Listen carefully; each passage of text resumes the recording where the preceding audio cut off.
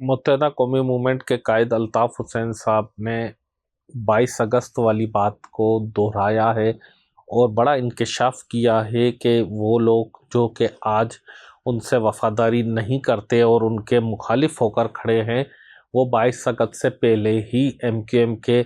और अल्ताफ़ हुसैन साहब के और जो उनके वफ़ा परस्त लोग थे उनकी मुखालफत कर रहे थे।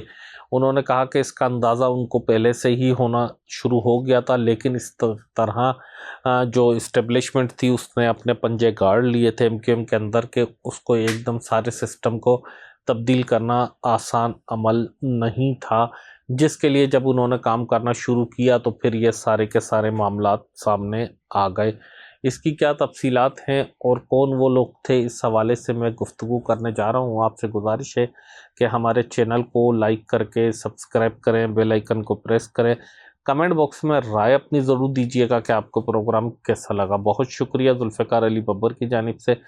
अस्सलाम वालेकुम तमाम फैमिली मेम्बरान को। अच्छा, 22 अगस्त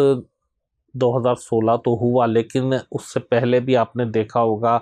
कि अल्ताफ़ हुसैन साहब की जो तकरीर, तहरीर और तस्वीर पर पाबंदी लगा दी गई थी, जो कि गैर ज़रूरी, गैर आइनी और गैर अखलाकी, गैर कानूनी थी, वो लगा दी गई थी। उसके बाद अल्ताफ़ हुसैन साहब ज़ाहिर सी बातें नाराज़ हुए थे और उससे पहले भी बहुत सारी चीज़ें होना शुरू हो गई थी, क्योंकि बहुत से लोग उस ज़माने में ऐसी इत्तलात थी कि आसिफ अली जरदारी साहब से राब्ते में थे, रहमान मलिक साहब जो मरूम हैं उनसे एमक्यूएम के बहुत से लोग राब्ते में थे, जो अल्ताफ़ हुसैन साहब को बाईपास करके। ये वो ज़माना है कि जब यूसुफ रज़ा गिलानी प्राइम मिनिस्टर थे, आसिफ अली जरदारी प्रेसिडेंट थे, या फिर कुछ अरसे के लिए राजा परवेज़ अशरफ साहब भी प्राइम मिनिस्टर रहे। ये वो ज़माना था कि जब कराची में टारगेट किलिंग रोज़ाना होती थी और लोग उसके गिनते थे कि आज 15 हुए, आज 20 हुआ स्कोर, आज 10 हुआ, आज कभी कभी जो है 80 और 90 और 100 भी क्रॉस कर जाता था। ये वो बदनसीब टाइम था कराची के लिए, कराची के लोगों के लिए, जहाँ पर गुजारा करना ज़िंदगी का बहुत मुश्किल था। वहीं पर आप लोगों को याद होगा कि एक अल्ताफ़ हुसैन साहब के ख़िताब करते के दौरान अल्ताफ़ हुसैन ने ये कहा था अपने कारकुनान से कि ये राब्ता कमेटी के लोग करप्ट हैं, चाइना कटिंग में मुलविस हैं, भत्ताखोरी में मुलविस हैं, टारगेट किलिंग में मुलविस हैं, मुख्तलिफ़ जराइम में मुलविस हैं, और फिर एमक्यूएम की ये पनाह कर लेते हैं, एमक्यूएम को बदनाम करते हैं, एमक्यूएम का नाम इस्तेमाल करते हैं और एमक्यूएम पर इल्ज़ाम तराशी का मौका फ़राहम करते हैं। बहुत ज़्यादा उन्होंने बुरा भला कहा था राब्ता कमेटी के लोगों के बारे में। जितने भी एमक्यूएम के ओहदेदारान थे, ये उस टाइम तक जॉइंट एमक्यूएम थी, एक ही एमक्यूएम थी, यानी कि इस हद तक उन्होंने अपनी बेबसी और गुस्से का इजहार किया था कि कारकुनान उठे थे और राब्ता कमेटी के तमाम अरकान को जो है फ़िज़िकली टॉर्चर किया था, मारा पीटा था। वहाँ जितने मीडिया के नुमाइंदगान थे उनको मार पिटाई की गई थी, उनसे कैमरे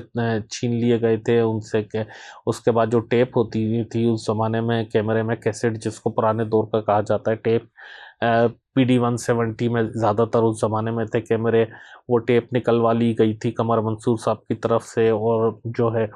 बहुत ज़्यादा, यानी कि वो फुटेजेस नशर नहीं हो सके, ताकि इस वजह से उसमें सबसे ज़्यादा जो मार लगी थी वो मुस्तफ़ा कमाल साहब को लगी थी और बाकी लोगों को भी लगी थी। उसके बाद ज़ाहिर है मुस्तफ़ा कमाल साहब ताज़े ताज़े रिटायर हुए थे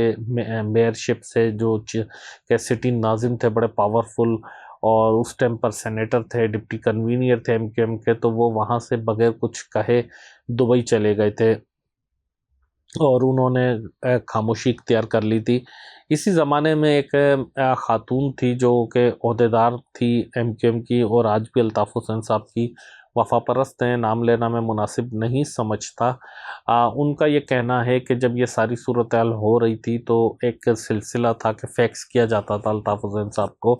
कोई भी कारकुन ये कर सकता था, उसमें शिकायत वो किसी भी वज़ीर की, मुशीर की, MNA, MPS, सेनेटर, इवन ये कि राब्ता कमेटी की भी की जा सकती थी और उससे शिकायत का जो है मदावा भी किया जाता था। उन्होंने कहा कि जब सारी सूरत हाल थी वो 90 पर एक्टिव थी और उन्होंने जो है शिकायत की, जब फैक्स किया अल्ताफ़ हुसैन साहब को लंदन में,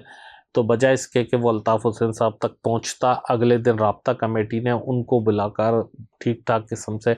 ڈانٹا اور ان کو دھمکیاں دی اور ان کو وہ فیکس دکھایا، یعنی کہ وہ ان نے یہ بات مجھے بتائی خود پرسنلی کہ ایم کیو ایم میں جو لندن میں بھی لوگ بیٹھے ہوئے تھے وہاں پر بھی الطاف حسین صاحب کے بظاہر جو لوگ تھے ان کا لندن سیکریٹریٹ جو تھا وہاں پر اس جو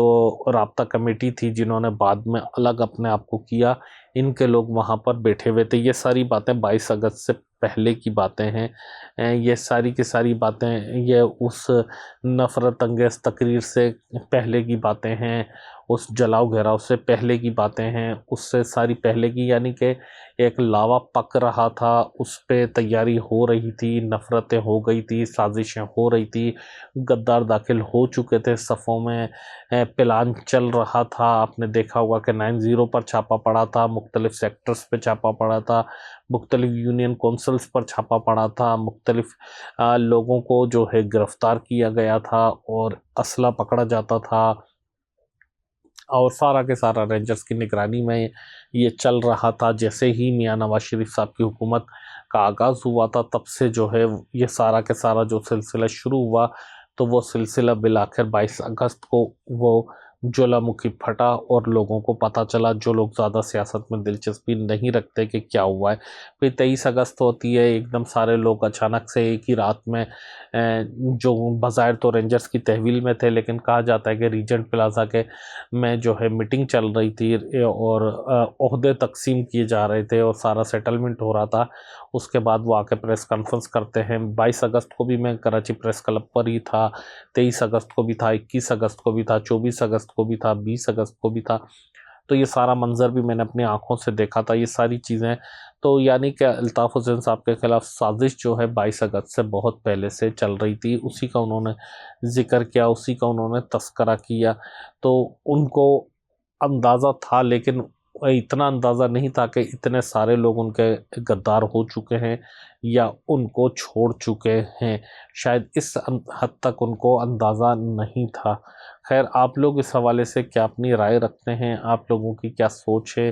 کمنٹ باکس میں مجھے ضرور بتائیے گا، اور جن دوستوں نے یہ میرا نیا چینل ابھی سبسکرائب نہیں کیا ہے تو ان سے گزارش ہے کہ کائنڈلی اس چینل کو سبسکرائب کر کے اپنے دوستوں اور عزیزوں سے بھی ضرور شیئر کیا کریں۔ فی الحال میں اجازت چاہوں گا آپ سے، اللہ حافظ۔